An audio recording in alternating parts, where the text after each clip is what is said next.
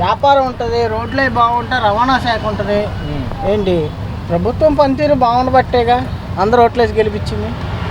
అంటే జగనన్న గారి పాలనలో ముందు బతకడానికి పనే లేదు అక్కడ. ఏ రాజకీయ నాయకుడు కొట్టలేదు ఆ పొట్ట.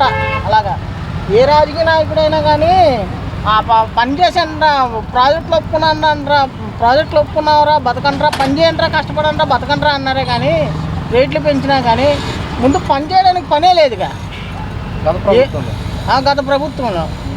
ఇప్పుడు ఆటోకి 10,000 వేయమన్నాడు, వేసాడు. నేను అడిగాను నాకు 10,000 వేయమని.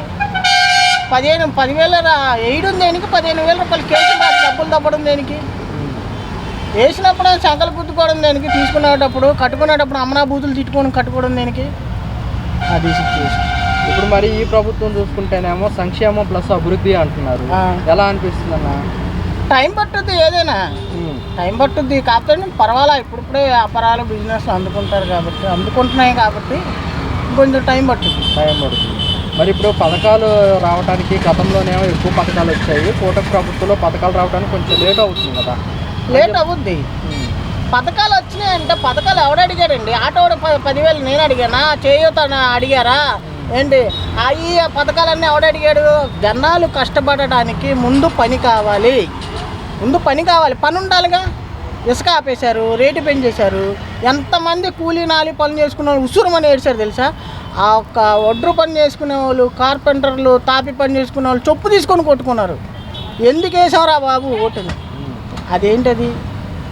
ఇప్పుడు ఏ రాజకీయ నాయకుడైనా పేదవాడు అన్నవాడికి ముందు పని కల్పించాలి. పని లేకుండా ఏమీ లేకుండా నేను పథకాలు ఇస్తున్నాను అంతసేపు పథకాలు ఉంటే సరిపోద్దా? ఊరు బాగుపడాలిగా, రోడ్లు బాగుపడాలి, వ్యాపారం ఉండాలి కదా.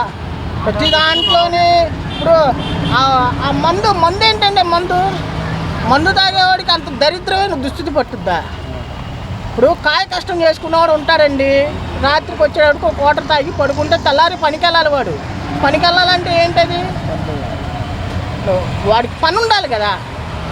ఆ మందు ఏంటండి, వీళ్ళు అడిగిన బ్రాండ్లు ఉండవు, వాడు ఇచ్చిన బ్రాండే తాగాలి. ఆ బ్రాండ్లు తాగి రేపో మాపో చచ్చిపోయి కిడ్నీలు అయిపోయి ఇది అయ్యి పాడైపోయి తొందరగా పోతున్నారు. అదేంటది? మంచి బ్రాండ్లన్నీ ఆపి పారుతాయి, తొట్టుపు బ్రాండ్లన్నీ తీసుకొచ్చి పెట్టి తాగంటారా సావదంటారా అంటే ఏంటది? అంటే ప్రజలు మందు నుంచి బానిస నుంచి బయటపడటానికి అలా చేశారనుకుంటే ఇప్పుడు బ్రాండెడ్లన్నీ ఆపేసి వీళ్ళు సొంత బ్రాండ్లన్నీ తీసుకొచ్చి ఇవే తాగంటారా అంటే ఎంతవరకు కరెక్ట్? అది చీప్ లెక్కర్లన్నీ తీసుకొచ్చి రేట్లు పెంచి ఏది పని ఎందుకు పనికిరాని మందు అది, స్పిరిట్ కలిపేసిన మందు అది. కాయ కష్టం చేసుకున్నవాడు ఉంటాడండి, వాడు ఏంటంటే సాయంకాలం పూట మందు తాగండి, వాడు తెల్లారి పనికి వెళ్ళలేడు. వాడు పనికి వెళ్ళలేకపోతే మరి రూపాయి వచ్చేది అలాగా. వాటర్ ఇప్పుడు అయ్యే రేట్లు.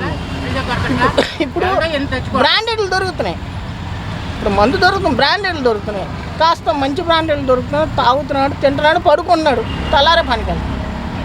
అప్పుడు తాగడానికి మందు ఉండేది కాదు, ఏంటి ముందు పని చేయడానికి పని ఉండేది కాదు. ఎంతమంది ఆ సెంటర్లో బాబు పని ఉందా, అయ్యా పని ఉందా అని అడుగు చచ్చారు తెలుసా? ఒక పని చేసేవాడు ఎందులో పని దొరుకుతుందని ఎత్తుక్కున్నారు. అది గత ప్రభుత్వం.